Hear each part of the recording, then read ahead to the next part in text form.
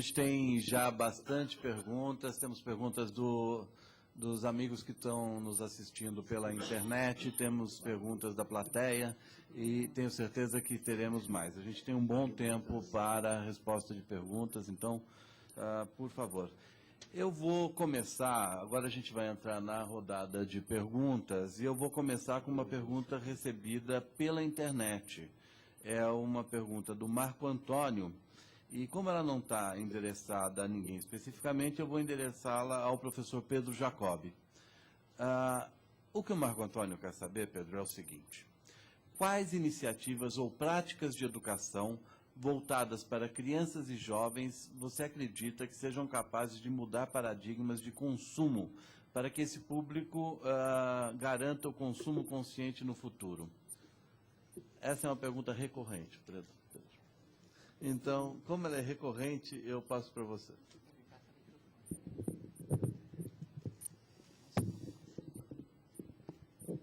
Se eu efetivamente soubesse, não? Mas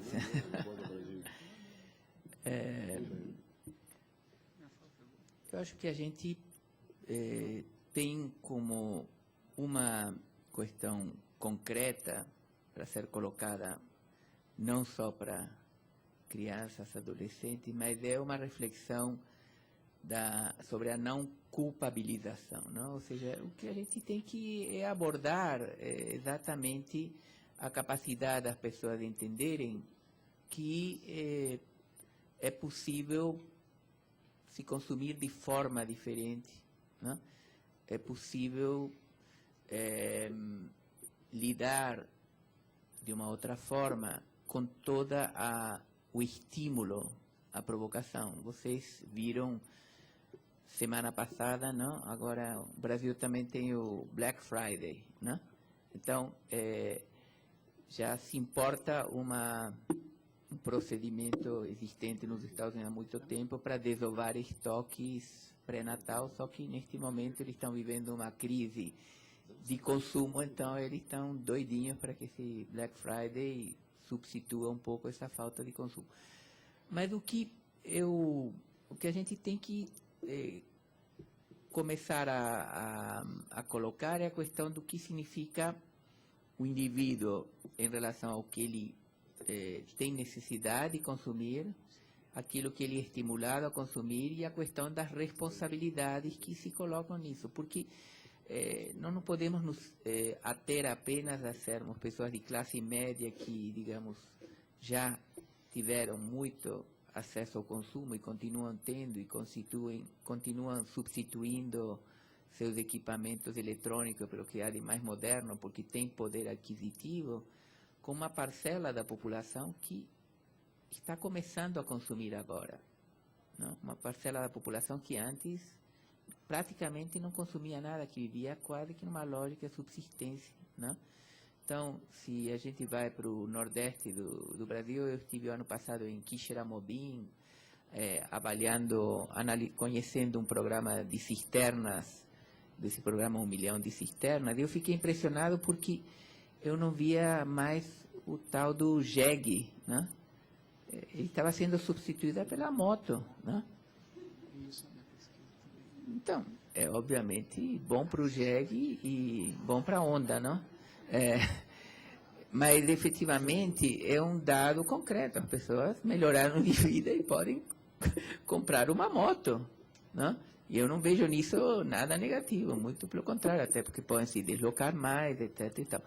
Então, é um tema no qual a gente tem que lidar com vários aspectos. Primeiro, ter a sensibilidade no sentido de mostrar que há limites. Segundo, que as pessoas que são formadas pelas escolas de marketing não fiquem inventando coisas para nos... enfim, a gente vê certa propaganda e nem entende o que ela quer nos vender, quase não, mas ela está aí diretamente vendendo. Então, há um desafio aí de se repensar, digamos, a questão das escalas, não? E das lógicas de produtividade. Mas é muito difícil romper esse círculo vicioso, não? Ou seja, a lógica produtiva está toda pautada por um incremento no consumo. Então, o automóvel, você é estimulado a trocar, não é estimulado a permanecer com ele. O telefone celular, você é estimulado a trocar e não permanecer. O aparelho de televisão, você é estimulado a trocar e não permanecer. Então, enquanto o peso do avanço tecnológico se colocar de forma tão incisiva, qualquer discurso nosso parece que cai no vazio, porque a gente está se confrontando com isso.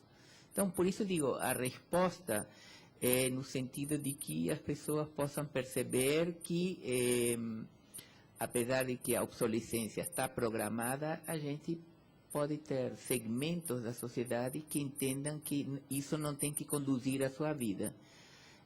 Eu vejo que hoje é mais importante trabalhar com a ideia de consumo responsável do que consumo sustentável.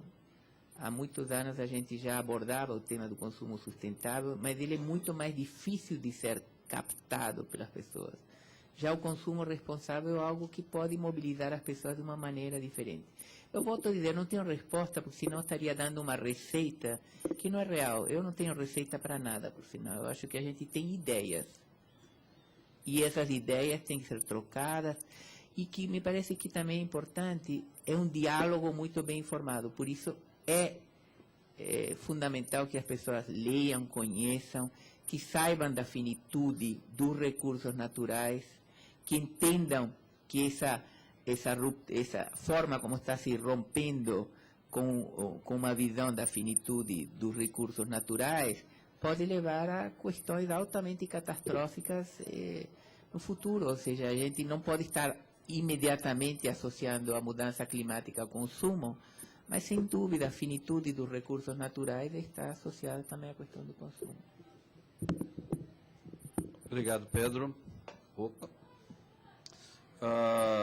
Eu tenho aqui uma pergunta do Rafael Jaconossi. Ele é do Núcleo de Pesquisa em Desenvolvimento Regional da Universidade Regional de Blumenau. E ele dirige a sua pergunta ao professor Norman. Então, vamos lá. Bom, eu vou fazer a pergunta e vou fazer um comentário sobre a pergunta e depois eu te passo a bola quadrada, tá? Não. Para introduzir a sustentabilidade nos processos de inovação das empresas, é necessário, na maioria das vezes, alocar recursos financeiros que aumentam o custo de produção, sendo antagônico à maximização do lucro sob o ponto de vista da racionalidade dos agentes econômicos. Portanto, a educação para a sustentabilidade é importante, mas impele uma necessidade de quebra de paradigmas em todos os cenários. A questão é, como então integrar a sociedade, empresas, universidades e instituições de forma colaborativa na quebra desses paradigmas? O meu comentário, Rafael, é o seguinte.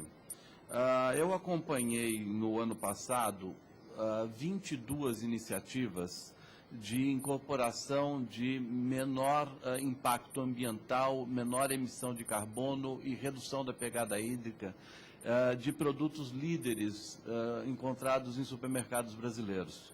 Das 23 iniciativas, uma teve aumento de preço final do produto. Todas as outras tiveram redução do preço final do produto, porque tem menos consumo de energia, tem menos consumo de água, tem menos consumo de matéria-prima, tem mais inteligência. Então, não necessariamente tem essa questão do aumento do custo e impede a maximização dos lucros. No entanto, a tua pergunta tem uma tremenda pertinência, porque a maioria das pessoas acreditam realmente que sustentabilidade custa mais caro. Então, esse era o meu comentário, então vai de novo a pergunta. Como integrar a sociedade, empresas, universidades, instituições de forma colaborativa na quebra desses paradigmas?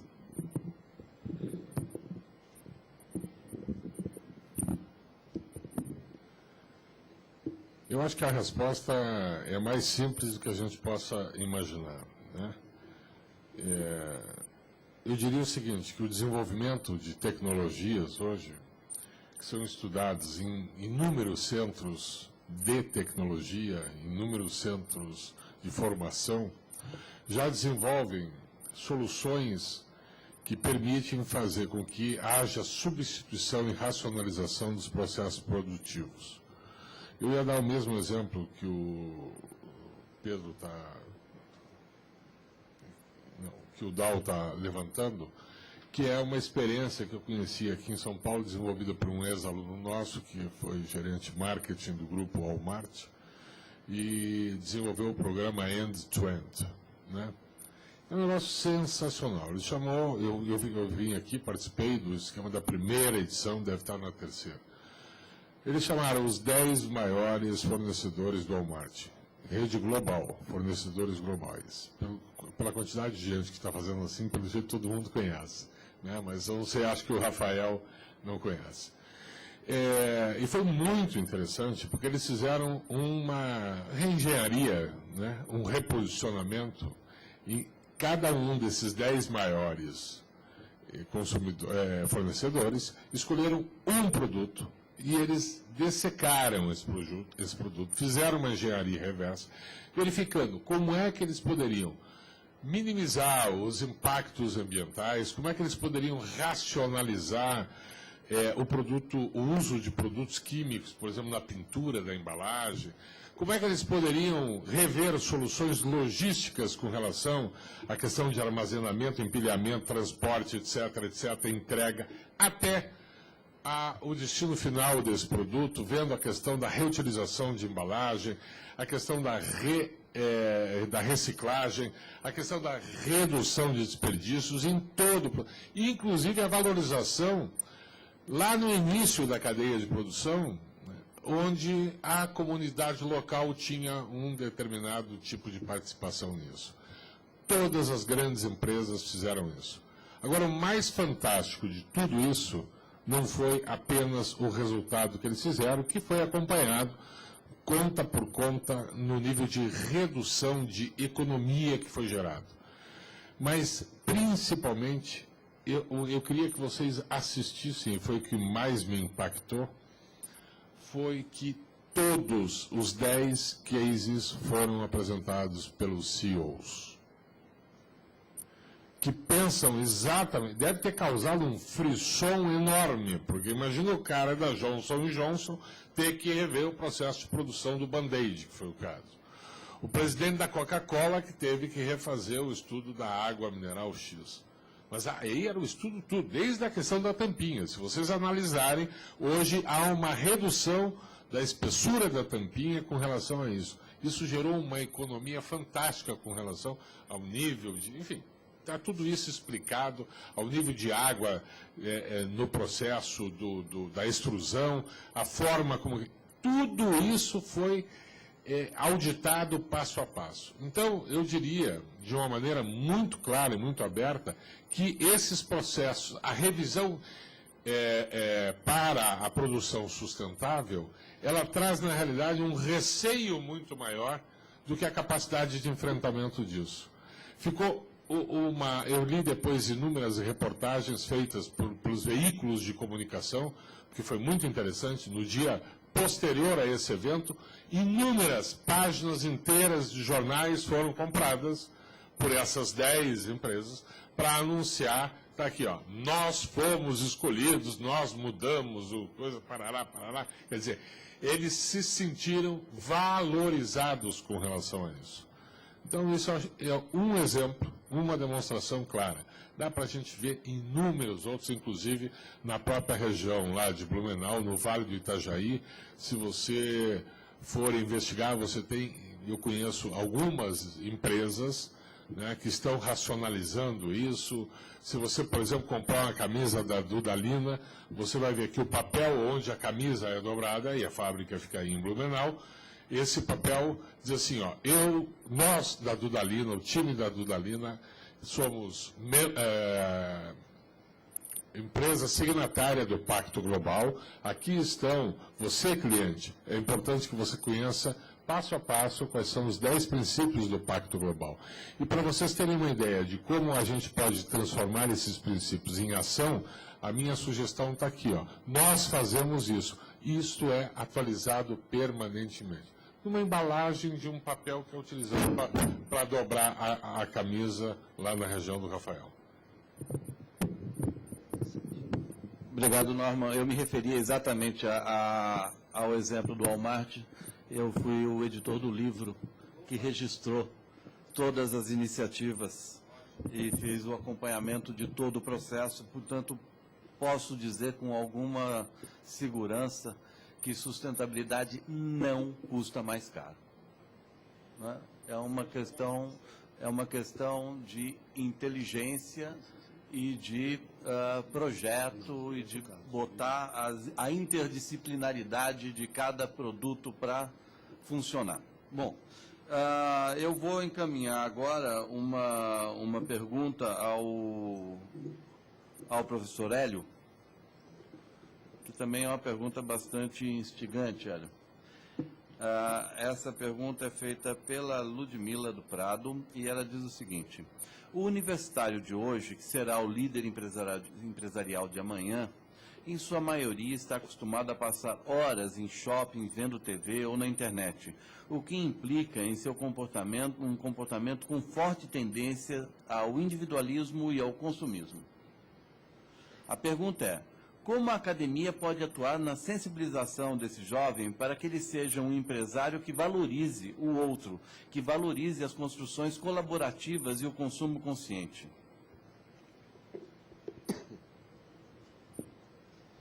Então, vamos lá. Ludmila, eu, como professor Pedro, eu tenho mais dúvidas do que respostas, né? A primeira coisa, eu gostaria de dizer o seguinte, né? Eu não juntaria shopping com internet, não.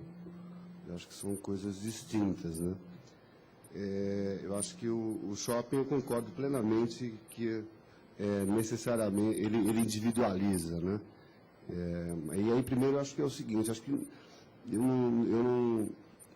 não naturalizaria que o mundo é o mundo dos shoppings. Eu sempre falo para os meus alunos o seguinte: vamos até Buenos Aires, que dá para perceber que dá para viver com um comércio que não necessariamente é permeado apenas por shoppings, né? Acho que em São Paulo a gente naturaliza muito a ideia, infelizmente, de que o mundo é o mundo dos shoppings. Em Buenos Aires, não. Você tem shoppings, mas você consegue ter uma vida, para mim, pelo menos, muito simpática, de bares, cafés e lojas. E também, quem quiser ir para o shopping, pode ir para o shopping. E a questão da internet, eu não sou um crítico à internet. Eu não acho que necessariamente a internet ela fragmenta, ela tem fragmentado os nossos jovens. Eu acho que é uma transformação, é uma outra maneira, uma outra forma de comunicação e de integração, que não necessariamente ela substitui a integração, a conexão aí que a gente tem dentro do nosso cotidiano. E acho que é difícil a gente querer lutar contra essa outra forma de integração, né? Tem um autor aí da área da comunicação, McLuhan, que eu acho que até hoje é uma grande fonte de inspiração, que veio aí com a ideia do mundo global, né, da globalização, né, que é o jornal e da área de publicitária. O Meia Mensagem vem aí do McLuhan, que eu acho que é uma grande fonte inspiradora, tá? E que trazia a ideia muito otimista, inclusive, da forma de comunicação da internet, que na visão McLuhaniana estaria integrando o nosso eu primitivo, que tinha sido fragmentado pela forma de alfabetização. Eu não vou entrar aí porque é uma seara que demoraria aí uma fala muito extensa, tá? Mas eu acho que o nosso aluno hoje, dentro das classes, né, eu sempre brinco nessa visão McLuhaniana, que ele queria ter um controle remoto para ficar trocando os professores, né? Então ele se cansa e troca, e entra um outro professor local, que eu acho que é uma outra forma cognitiva mesmo de comunicação, que é por meio da imagem e não mais pelo meio do texto. E a imagem, né, nessa visão McLuhaniana, ela é muito mais integradora do que fragmentadora, tá? Então acho que a internet não necessariamente ela tem essa visão, ela individualiza. Ao contrário, ela pode ser integradora. Eu acho que aí é a nossa capacidade, né, aí vai que eu até denomino dessa desritmia nossa cultural tecnológica, né? Quer dizer, tecnologicamente a gente está muito integrado pela internet, agora culturalmente não. E aí como é que eu uso isso a internet de maneira integradora, que eu faço a internet não funcionar como fragmentar e entender esse nosso aluno, né, que ele hoje usa a internet para poder estar conectando ele com os amigos dele ali no espaço físico, com aqueles amigos que não estão dentro daquele espaço físico, que estão numa outra cidade, num outro país, num outro local. Eu prefiro entender a internet muito mais como parceira e integradora do que fragmentadora, tá? Até mesmo para o consumo, né? Se eu penso que a internet ela é um indutor do consumo, ela também pode ser um elemento aí que me ajuda a ter um consumo responsável, porque me permite entender a dinâmica, os desafios do consumo, me permite ter, quem sabe, um consumo mais responsável, mais consciente. Então, acho que, no lugar de entender, né, a internet como um inimigo fragmentador, é ao contrário. Eu acho que eu, como docente, tenho que tentar trazer, né, a internet, essa forma de comunicação, muito mais como um aliado dentro desse processo e um aliado integrador. Tá? Mas é um desafio. Eu reconheço, porque é um problema mesmo aí de uma desritmia tecnológica cultural nossa, né? Que não fomos formados pela internet, que fomos formados por essa forma mais aí, né? Sala de aula, 1 a 1, né? E hoje nós não somos mais 1 a 1, né? Nós somos, eu acho que muito mais integrados. É isso. Obrigado, professor Hélio. Bom, eu tenho aqui mais algumas perguntas. Eu vou encaminhar agora uma pergunta ao professor Alcir. Essa pergunta foi feita pelo chat, pela Renata de Freitas. E ela diz o seguinte: afinal, o que se entende por sustentabilidade para, consequentemente, poder ser aplicada na educação? Eu acho que a tua fala pegou muito essa questão de que história é essa de sustentabilidade, né? O que isso significa, de fato, nos vários públicos que tratam do tema. E ela quer saber como é que isso se aplica efetivamente na educação.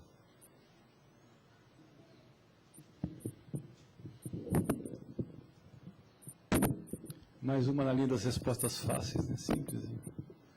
Mas vamos lá. Eu acho que eu retomo porque eu falei no começo, quer dizer, e que eu tratei como um dilema da gente no começo e que a gente superou fugindo do pau.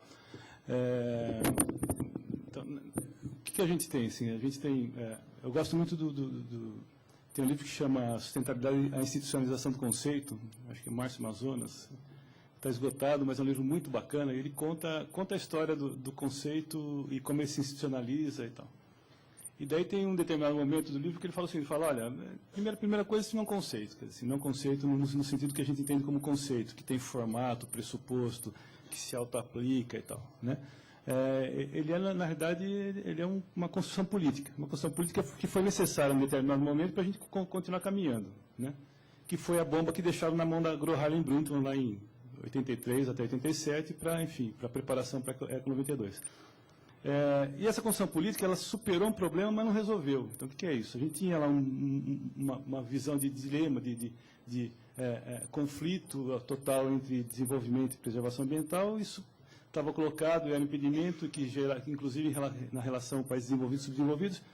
O enunciado proposto, que é o enunciado que a gente conhece até hoje, ele supera isso, permite que a gente avance na conversa, mas não resolve as questões. E toda vez que a gente vai para o enfrentamento da questão da sustentabilidade, mais concretamente, aqueles dilemas atrás desaparecem de novo.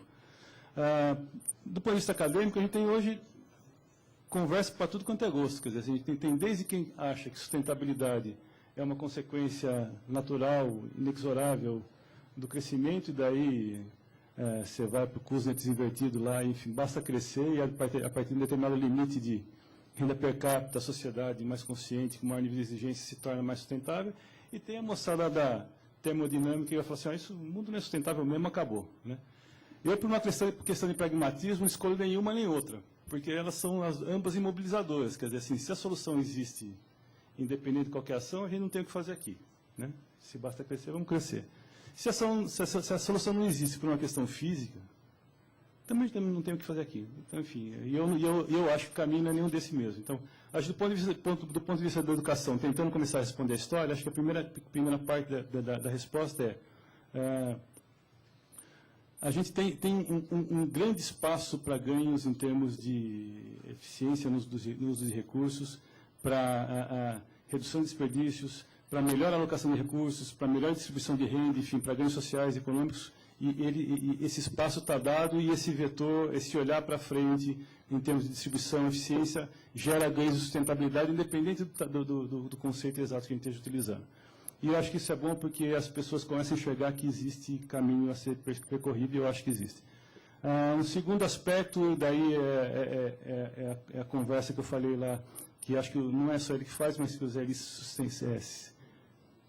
sistematizou de uma forma bem legal, que é sustentabilidade tem um valor para a gente.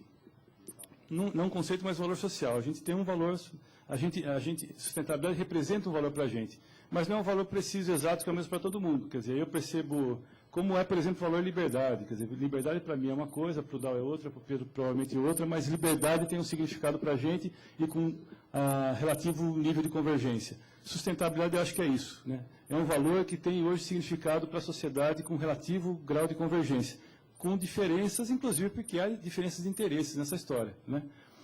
E daí o segundo ponto para mim é esse, quer dizer, trabalhar com sustentabilidade implica entender quais são os interesses envolvidos e negociar esse caminho, né? Que em muitas ações concretas hoje acontece, quer dizer, a gente tem várias ações que visam, por exemplo, certificação na área de sustentabilidade, que a construção se dá em cima de mesas redondas que tem partes interessadas discutindo e tal, né? É o caminho que o GRI faz quando define lá que você vai falar de materialidade, e ele fala, ó, para definir materialidade, indicadores e tal, e definir escopo do seu relatório, você tem que identificar partes interessadas e dialogar, né? É o caminho que o ISE, de uma certa forma, faz quando toda vez que vai propor um questionário novo no ano para avaliar empresas, abre audiência pública, conversa com os caras, conversa com a sociedade civil para chegar num consenso. Então, acho que o segundo elemento é esse, quer dizer, ele é um valor, ele tem que ser construído com a participação das partes interessadas, né? Eu acho que um terceiro ponto que é fundamental para mim é assumir, a gente reluta um pouco fazer isso, mas é assumir que a gente não tem métrica para essa história ainda, né? A gente não tem boas métricas de sustentabilidade em nenhum campo, né? Outro dia eu tenho um artigo começado e não terminado com o Jacques de faz uns 10 anos, Jacques, mais ou menos, sobre indicadores. Enfim, mas numa das vezes que eu estava tentando escrever esse negócio, eu fui contar quantos indicadores eu achava de sustentabilidade. E daí, enfim, na bibliografia, e pegando, tem um site que tenta sistematizar isso, a última conta deu 879. Né? É óbvio que isso, enfim, daí tem tudo lá, né?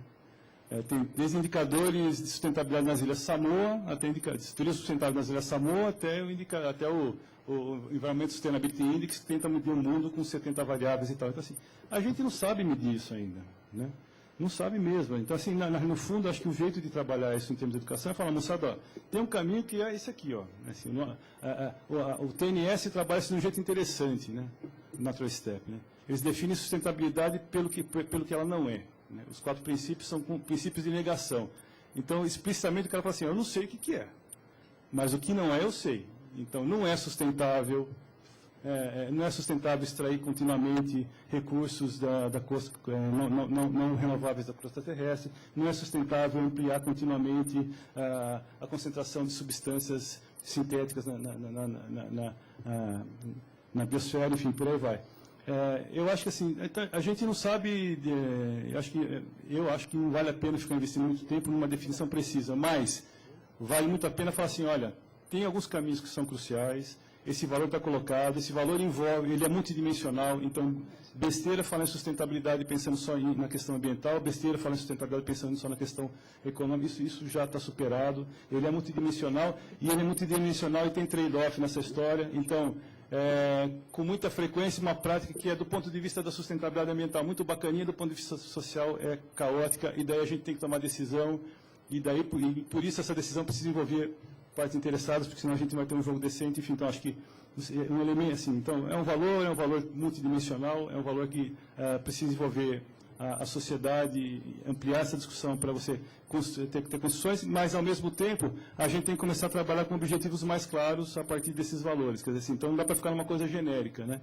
Para ser sustentável. Assim, a gente não pode chegar numa coisa que ser sustentável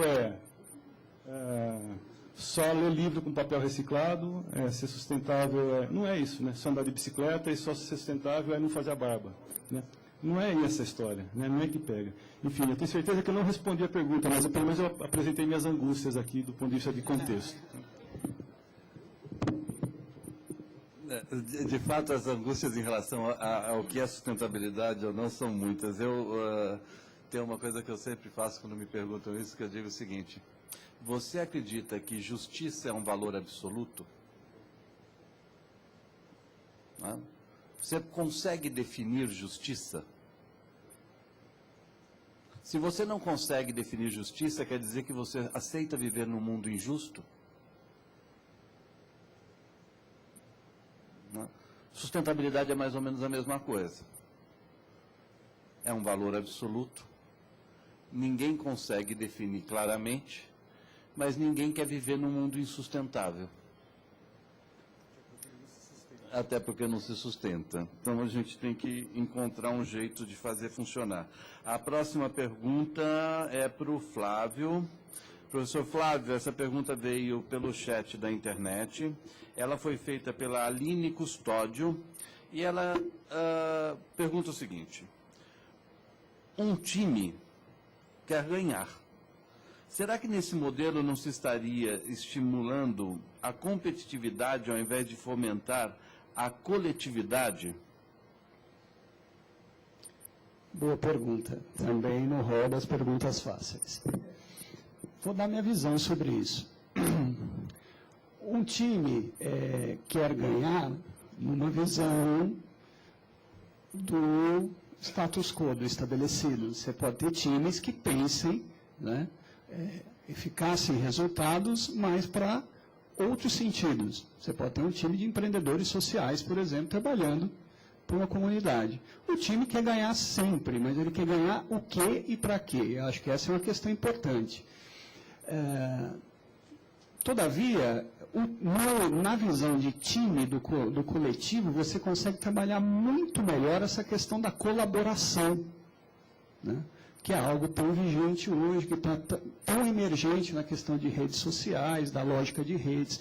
Então, a visão colaborativa, ela pode ser muito melhor trabalhada dentro de uma lógica de times, de equipes. É nesse sentido o time. É uma visão de time também diferenciada daquela questão do time empresarial, que o negócio é o resultado. Que resultado você quer?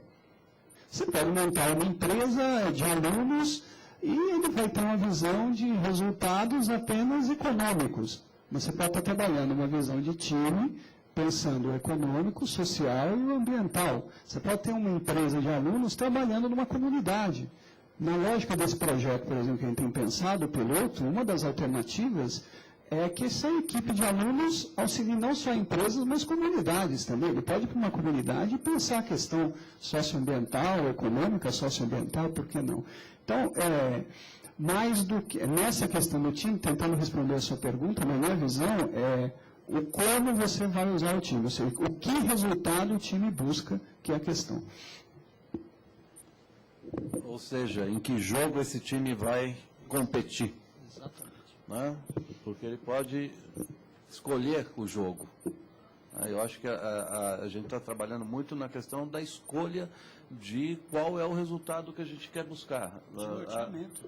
E o time tem que decidir que jogo ele quer jogar. Bom, vamos seguir em frente aqui com as nossas perguntas. Eu tenho aqui um comentário feito pela internet. A Lara, ela nos parabeniza pela transmissão, por abordar tema tão fundamental para as instituições acadêmicas. E temos aqui uma pergunta feita por chat também, pela Maximiliana, de Milão.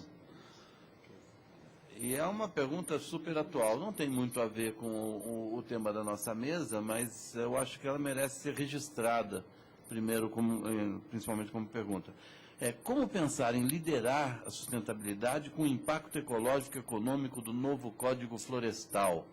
Então, a gente tem... Essa é uma reflexão que eu peço a que todos os senadores façam essa semana. Né, Maximiliana? Vamos... Da mesma forma que você mandou para a gente, mande para o Senado brasileiro essa pergunta. É uma pergunta fundamental. Alguém quer comentar essa pergunta?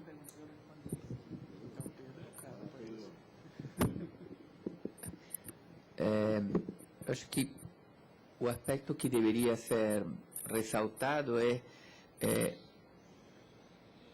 o descompasso entre pensar o curto prazo e o longo prazo, não? Ou seja, a questão que se coloca é que esse olhar de hoje, digamos, daqueles que estão advogando essa perspectiva ou que tiveram que se acomodar a essa pressão para um código extremamente Frankenstein, não? Parece que as pessoas não olham para o futuro, não? No fundo, essa que é a grande questão, ou seja, enquanto os interesses econômicos, enquanto os interesses corporativos, enquanto a manipulação dos pequenos agricultores, etc., estiver na mão de uma bancada ruralista no Congresso, o resultado será este, ou seja, vamos nos lamentar no longo prazo e alguns acharem que se deram bem no curto prazo, não? Essa aqui é uma leitura que a gente pode estar fazendo neste momento.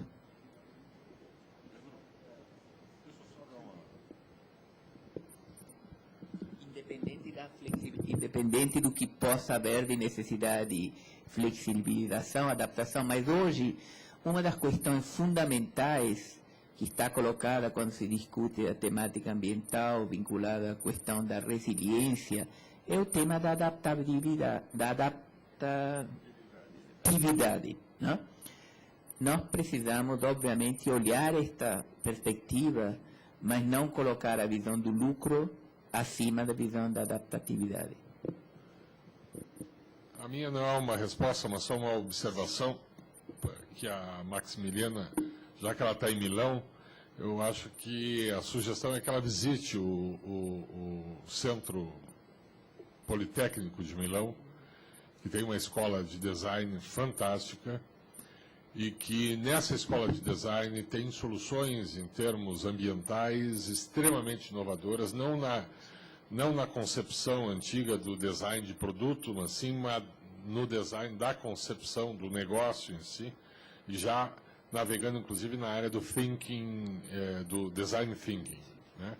Eu acho que tem conceitos extremamente inovadores que, com certeza, se ela tem essa preocupação, acho que seria interessante que ela desse uma visitada e conhecer o que eu acho que é uma das coisas mais avançadas do mundo nessa área.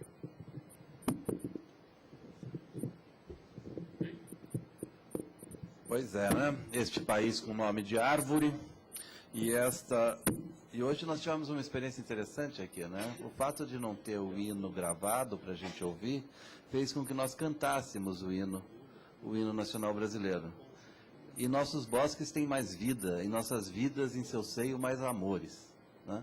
É um hino que, ao contrário de muitos outros que a gente ouve, principalmente nas competições esportivas, tal, que é o momento que a gente ouve os hinos dos outros países, é um hino que não é bélico. O hino brasileiro não é bélico. Ele não tem essa característica de nós somos, nós conquistamos, nós fazemos, nós... Não, ele fala do que nós temos enquanto riquezas. Bom, vamos lá. Eu tenho aqui uma pergunta feita pelo Fabiano Facó, ela foi feita também pela internet, depois eu preciso passar para as perguntas aqui de dentro. O pessoal da internet está bem ativo. O mundo acadêmico deveria somar a educação teórica com boas práticas na gestão do seu campus e também inserção da sustentabilidade em suas estratégias. Assim uniria o discurso com a prática. Eu concordo, Fabiano. Vamos ver aqui se todo mundo concorda. Aqui temos diversas instituições. Eu peço, por favor, comentários curtos em cima dessa pergunta para que a gente possa avançar. O que o Fabiano quer saber é se não deveria haver uma unidade entre a prática da sustentabilidade, o discurso e a prática da sustentabilidade nas instituições de ensino. Vamos começar pela ordem. Vamos lá, eu concordo plenamente e acho que assim, dá para afirmar que isso não é fato, então, e não é fato de forma geral. Coisa mais comum é, para quem dá aula na área, e eu dou em vários lugares, então assim, e isso é na Poli, na GV, no Senac, enfim, os alunos, você está lá falando de alguma coisa, mas por que aqui não tem, né? Mais ou menos, você está lá falando assim, dá para fazer, é super importante fazer, legal, você tem ganha-ganha nessa história, mas por que não tem, né? Acho que é fundamental isso. Tem uma outra coisa que é interessante, que acho que é um caminho que o Pedro percorreu um pouco isso no texto dele. Quem tem, então, se vocês olharem, dá para fazer isso basicamente pela internet. Quem tem iniciativas que são campos, que tem iniciativas que são divulgadas em termos de sustentabilidade e tal, tem um recorte de sustentabilidade, tendem a ter um recorte de sustentabilidade muito restrito, né, na história do greening, então assim, o campus verde e tal. Então, nem as dimensões básicas estão na história. Então, a diferença entre o discurso e a prática é enorme. Para quem ensina, isso gera um conflito que é grande. Para quem ensina e está com o pé também na gestão, como é o meu caso, maior ainda, né? Para falar do Senac um pouco, a gente tem algumas iniciativas que eu acho que são legais, que vão nesse sentido, mas a gente que tem que caminhar muito. A gente fez aliás, a gente estava ontem numa reunião, que eu estava nisso também, e reflete um pouco dessa história. A gente tem lá um sistema integrado de gestão, que envolve todas as unidades, com autocertificação, bem na praia ambiental, e que dá conta de algumas coisas e tem iniciativas legais. Mas a gente foi conversar sobre RI+20 e posicionamento do campus. Bom, quem que fala sobre sustentabilidade no Senac? Né? Não tem.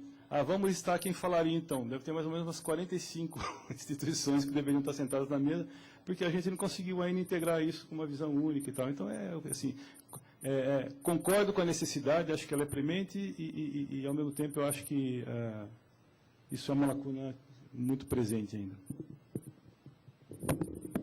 Pedro. Concordo plenamente, inclusive aqui não tem uma separação de resíduos secos e molhados, considerando o que a gente consome aqui, pelo menos agora que eu vi. Né? Então, na Universidade de São Paulo existe há bastantes anos um programa USP Recicla, eu participei porque ele está meio,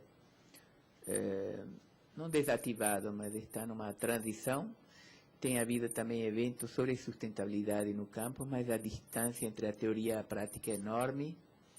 O estímulo, apesar do estímulo à corresponsabilização, parece que as pessoas têm ouvidos mocos, né? Ou seja, não se sintonizam com a questão. Estou falando assim com bastante frustração, não com nenhuma sensação de fazer a crítica, mas com a frustração de que realmente a distância é muito grande, tem que haver vontade política dos gestores universitários e tem que haver todo um trabalho de capilarização nos diferentes atores para não dizer, essa é a pessoa que sabe fazer isso, então, quando essa pessoa não o faz, ninguém o faz. E isso tem tanto a ver com os funcionários como com os alunos, ou seja, é geral o desinteresse na sustentabilidade no campus. Essa é a minha interpretação, apesar das iniciativas que têm sido tomadas e algumas colocadas em prática, como é o programa USP Recicla, que sempre tem sido muito elogiado e que realmente faz essa parte básica. Mas esta semana, segunda-feira, participei num evento das bibliotecas da USP, e o tema que elas escolheram era sustentabilidade, então me tocou falar, me convidaram para falar. Aí eu fiquei sabendo que a USP consome 200 milhões de folhas de papel por ano, ou seja, uma por habitante brasileiro. Acredito que possa consumir menos, né?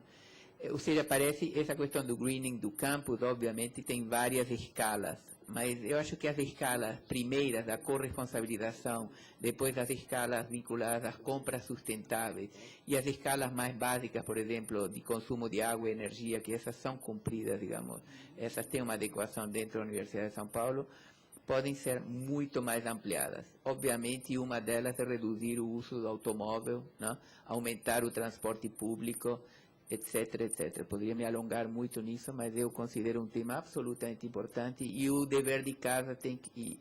E o primeiro momento é começar no dever de casa. Se a gente nem consegue administrar essas questões no condomínio, então imagina na universidade, imagina na cidade, não? Ou seja, somos uma sociedade em geral desresponsabilizada, tutelada, que acredita que outro sempre fará aquilo que ele não se dispõe a fazer.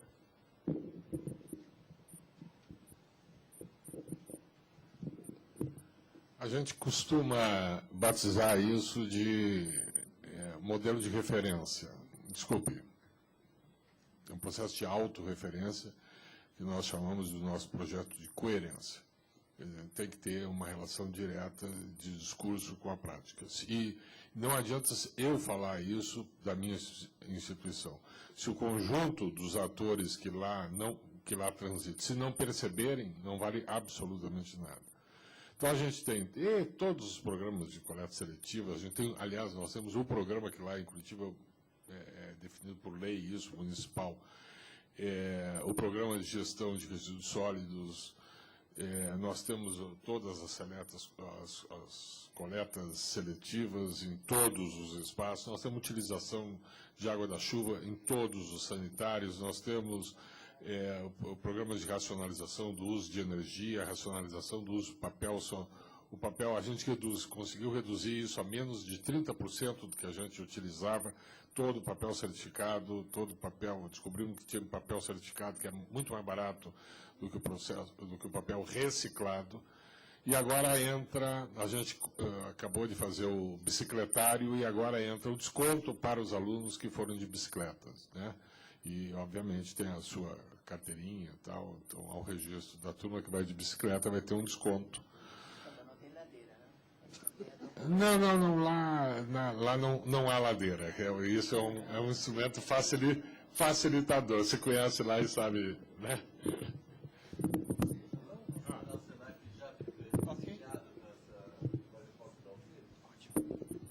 Para a gente... Bom, tem mais algumas perguntas e eu acabo de receber uma instrução aqui muito severa, que às 12 horas a gente encerra para retornar às 13h30. São 11 horas e 59 minutos e 15 segundos. Vamos aproveitar os nossos 45 segundos. Pedro, tem uma pergunta para você aqui, então. Você tem agora 30 segundos. Qual é a relação entre consumo versus emprego em um mundo de 7 bilhões de habitantes? 15 segundos. Já nasceram vários nesse segundo que você me deu, né? Então já tem um problema aí, né? Esse é o grande problema.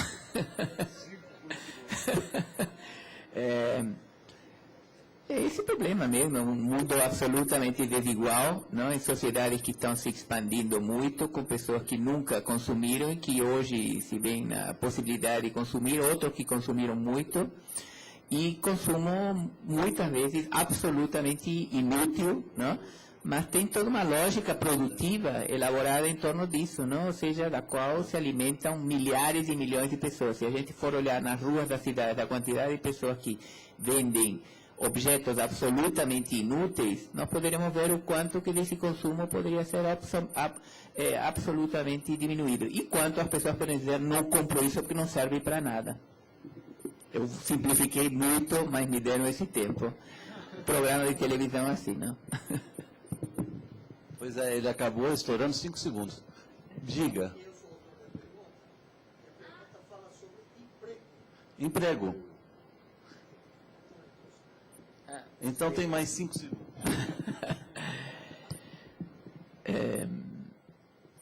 Emprego tem que ser gerado, obviamente que nós estamos num contexto onde a tendência é reduzir cada vez mais o emprego formal. No Brasil poderá estar havendo um incremento do emprego formal neste momento, mas não podemos garantir que isso seja permanente, né? Então, isto obviamente nos coloca uma questão altamente complexa, porque o que a gente observa é que a tendência que já se verifica de forma absolutamente sistemática é o emprego em serviços, e emprego numa economia cada vez, em princípio, mais inteligente, que vai depender menos do objeto produção, e sim das inter-relações que se estabelecem na sociedade. Mas para isto, obviamente, nós temos que ter pessoas educadas para isso, não? Nós hoje, quando temos um incremento da demanda por infraestrutura, estamos observando a insuficiência de engenheiros, não? Então, se a gente for pensar numa economia, digamos, pautada pela formação de um outro perfil educativo, muitas questões estão em aberto, principalmente nas sociedades que não têm tido a capacidade real de formar as pessoas para as demandas do mundo do trabalho. São muitos bilhões de pessoas e a maior parte delas crescentemente migrando para cidades se tornando cada vez mais o locus da moradia das pessoas. Tudo isso, obviamente, nos coloca uma dimensão de que, se não se pensar efetivamente no futuro sobre o que significará um mundo de pessoas que precisam trabalhar para sobreviver, porque há 40 anos atrás, 35 anos atrás, quando eu fiz curso de Sociologia do Trabalho, se falava da sociedade que teria mais lazer. O que a gente está observando é o oposto, não? Ou seja, porque se trabalha muito mais, só que não se trabalha da forma convencional, não é verdade? Esse é um dado concreto. Tem um comentário que eu queria fazer sobre essa pergunta, que é o seguinte: a economia criativa e a economia da alta tecnologia, ela é uma economia muito pujante. Hoje nós temos no planeta milhões de empregos criados em torno da internet, que não necessariamente têm impactos ambientais pesados como outros empregos, como empregos anteriores. Do ponto de vista da sustentabilidade, a economia criativa, a economia baseada na inteligência, no lazer, no turismo, é uma economia com grande demanda de profissionais e precisa de qualificação. Internet, por exemplo, é uma área em que eu atuo já há 15 anos, né? É uma área que demanda profissionais o tempo todo e cada vez com maior qualificação, e não tem. Esses profissionais não estão disponíveis.